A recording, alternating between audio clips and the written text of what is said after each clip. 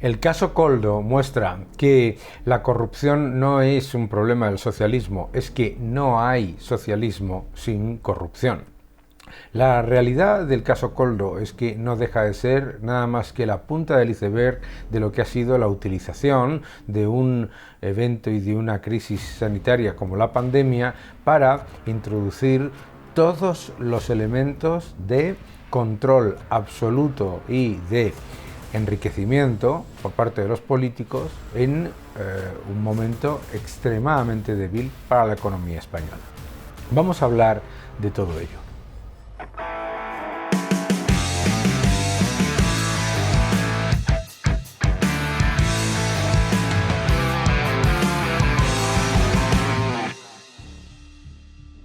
Hola a todos y bienvenidos a mi canal. Muchísimas gracias por seguirme, muchas gracias por suscribiros, por dejar vuestros comentarios y también, por supuesto, por dar un me gusta a este vídeo.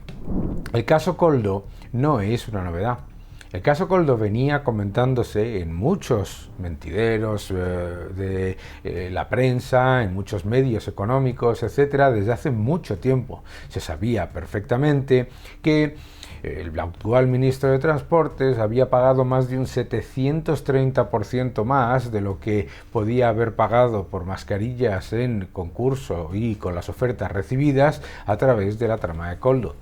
Se sabe que en Baleares se dio un contrato gigantesco que, además de no cumplirse con unas mascarillas fake y además que fue un absoluto desastre, luego hasta el momento en el que la presidenta no salió del gobierno no se pidió que se devolviese el dinero. Se sabía perfectamente que se habían utilizado todo tipo de mecanismos políticos para forzar a que las entidades de las comunidades autónomas y las entidades gubernamentales utilizasen la trama. ¿Para qué? Para generar un proceso de comisiones y de enriquecimiento absolutamente desproporcionado. Claro, ¿qué es lo que ocurre? Todo esto del caso Koldo se une a lo del Tito Berni, se une al auténtico desastre de la gestión de la pandemia. No podemos olvidar algo muy importante. Vamos a ver, este gobierno llegó porque se presentaba como el adalid de la política limpia, el adalid de la política transparente. Escuchen un momento este mensaje de la moción de censura. Una moción de censura a favor de la recuperación de la normalidad de nuestra vida pública, sacar de la política la corrupción y volver a hablar de lo que importa a la ciudadanía. Usted, señor presidente, ha hundido hasta límites insospechados la dignidad de la sede que ocupa. Y ante esa realidad, que lo dice todo el mundo, dentro y fuera de esta Cámara, dentro y fuera de nuestro país, no ha tenido ni la decencia política de al menos dimitir. Hemos vivido en el universo de la presunción de los delitos y de la presunción de la inocencia. Pero este tiempo de las presunciones se acabó. Derivar siempre la culpa a los demás, esto que nos pasa es como lo de los niños, ¿no? Pero con hechos probados, el resto va a colaborar con la impunidad. La diferencia es que hay algunos que dejan la vida política y otros se aferran a ella. La diferencia es que unos se enriquecen y otros no. Los españoles no podemos tolerar la corrupción ni la indecencia como si fuera algo normal. No podemos normalizar la corrupción en nuestras vidas ni en las instituciones. Y en ese sentido, la decencia debe ser algo esencial. Los socialistas pensamos que es una moción de censura para recuperar la dignidad de nuestra democracia. Mientras las familias sufrían la crisis, otros se hacían millonarios. Un verdadero círculo perfecto de corrupción.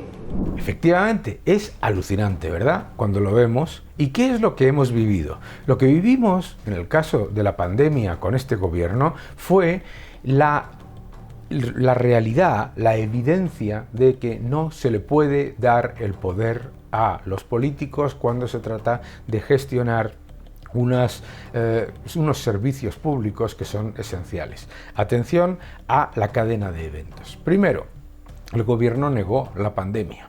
El gobierno negó la pandemia con miembros de Podemos diciendo que el coronavirus estaba completamente controlado, que era una gripe.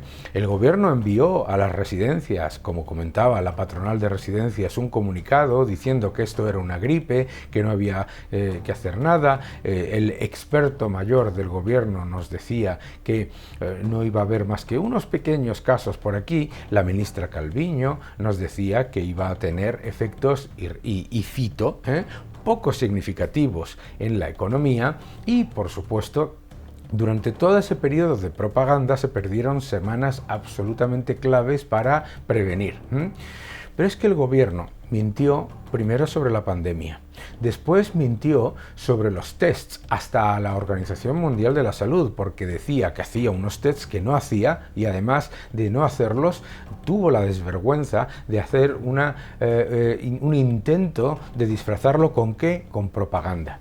Mintió sobre la pandemia, mintió sobre los tests, mintió sobre los fallecidos. Todavía al día de hoy no sabemos exactamente la cifra de fallecidos durante la pandemia. Mintió sobre las implicaciones económicas. Mintió además al imponer estados de alarma inconstitucionales que utilizaron no solamente para encerrarnos a todos de manera inconstitucional, sino además para meter vía decreto ley y fuera del control parlamentario hasta una ley de educación. Se metieron leyes, se llevaron a cabo contratos absolutamente opacos de miles de millones, mientras se dedicaban a atacar a Ayuso por algo que la justicia europea y la justicia nacional ha desestimado y, por supuesto, por atacar a Ayuso por una gestión de las residencias que, uno, no era suyo y, segundo, lo más importante, que si miramos los datos de fallecidos en las residencias, si a ellos de verdad les importasen las residencias, de si de verdad les importasen los fallecidos durante la pandemia, estarían avergonzados de las cifras de las comunidades autónomas donde ellos gobiernan de fallecidos en residencias.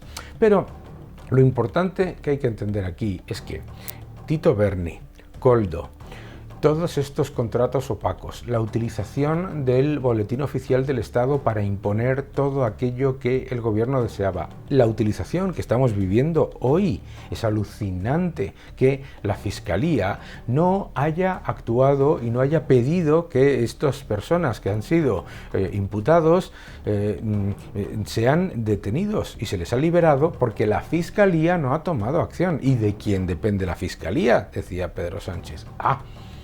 Pues ya está. El gran problema de la corrupción es que es mucho más que, es que se han llevado un poco de dinero, que no es cierto. Se han llevado millones.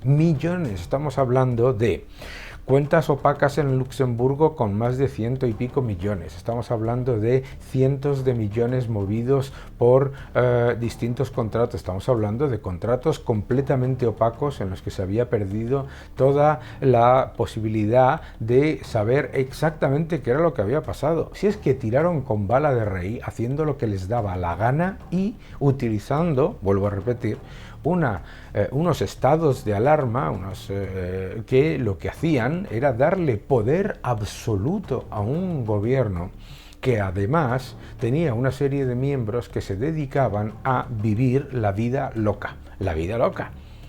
Las fiestas de Tito Berni, mientras todos estábamos encerrados, saliendo a comer donde les daba la gana, utilizando el Falcón para lo que les daba la gana, etcétera, etcétera, etcétera. Y por supuesto una gestión económica absolutamente desastrosa.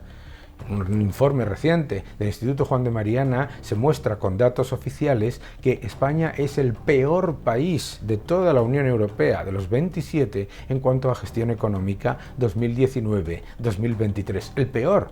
El peor en reducción del paro, el peor en crecimiento económico, el peor en todo lo que tiene que ver con aumento de deuda, con mejora de la renta disponible y con el aumento de los impuestos. Es decir, estamos entre los peores en todo eso, pero es el peor en agregado, ¿de acuerdo? Entre los peores en crecimiento económico, desde luego que entre los peores en reducción del desempleo, y eso maquillándolo, y además, por supuesto, de los peores, vamos, a la cola total en renta disponible y poder adquisitivo, en deuda y, por supuesto, en aumento masivo de impuestos. Nos han crujido impuestos, nos han utilizado como literalmente cajeros automáticos durante una pandemia en la que se han dedicado a despilfarrar el dinero público de manera